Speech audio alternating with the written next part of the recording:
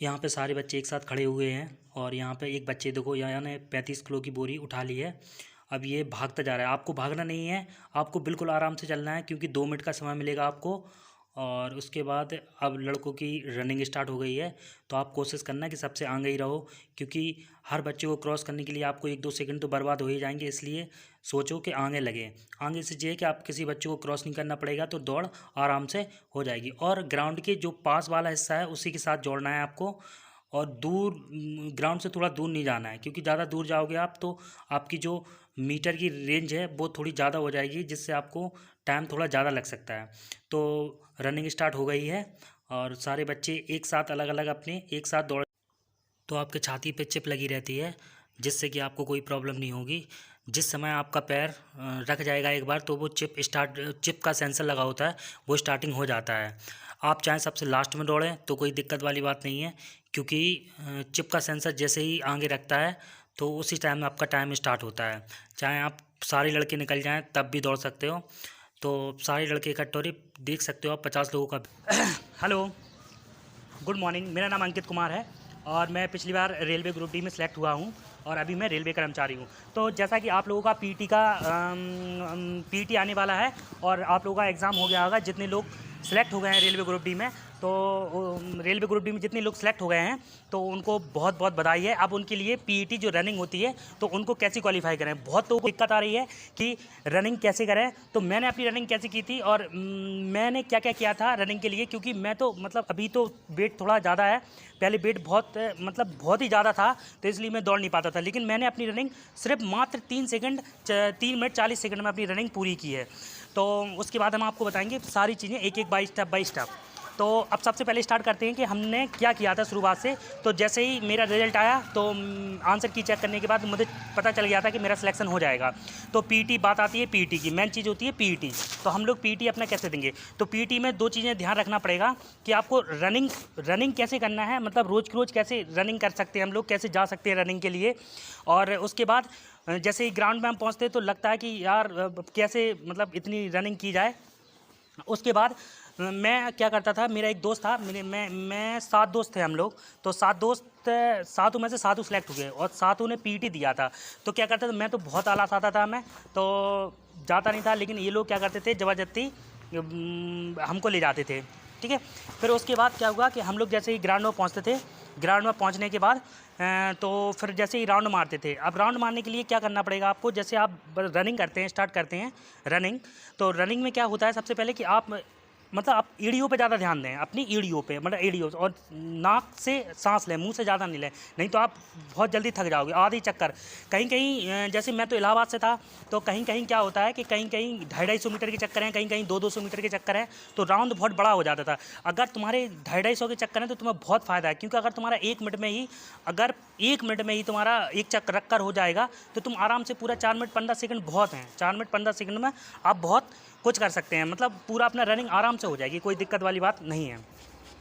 तो सबसे पहले हम क्या करते हैं, स्टार्ट करते हैं कैसे करनी है। तो आप क्या करना है, रोज़ सुबह जागो, सुबह से बढ़िया, और अपने ग्राउंड में पहुँचो, जो ग्राउंड हो आपका, और ग्राउंड में जाने के बाद अपना पहले अपनी स्टेमिना बनाओ, पहले धीरे धीरे दौड़ो।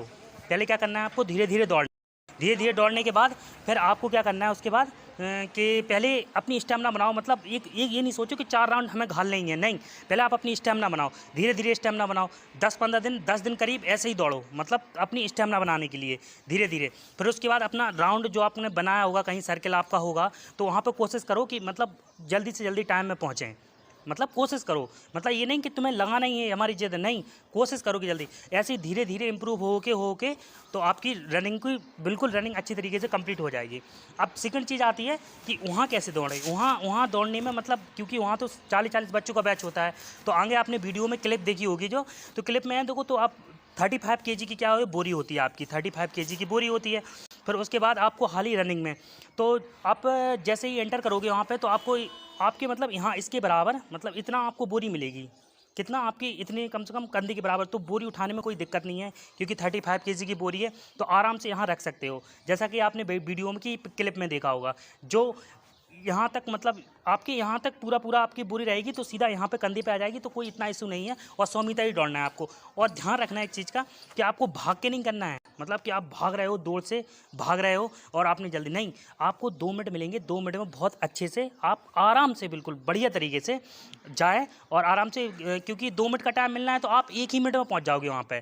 फिर उसके बाद आराम से जाओ, क्योंकि एनर्जी अपनी बूस्ट लेके चलो, क्योंकि उसके बाद हाली रनिंग करनी है आपको 1 किलोमीटर की। फिर जस्ट बोरी रखने के बाद, मतलब जैसे यहाँ से थोड़ा आगे से और वहाँ तक, तो आपको 1 मिनट में पूरा हो जाएगा। फिर उसके बाद हाल ही आप लोगों को क्या करेंगे, चक्कर से दौड़ लगवाएंगे।